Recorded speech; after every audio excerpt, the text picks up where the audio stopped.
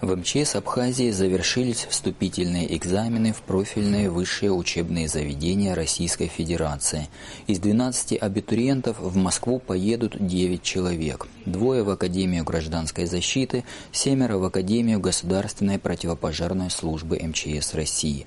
Однако позади лишь первый этап испытаний. В Абхазии отобрали сильнейших из общего числа абитуриентов. Согласно межведомственным договоренностям, поступающие из нашей республики должны еще раз подтвердить уровень своих знаний уже непосредственно в российской столице, пройдя очередные предвузовские испытания.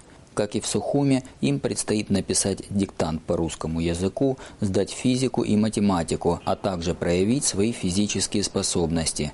По словам руководства МЧС Абхазии, подобная система отбора позволит исключить попадание в учебные заведения МЧС России наименее подготовленных ребят и девушек. А те же, кто поступит, через несколько лет вернутся на родину настоящими профессионалами.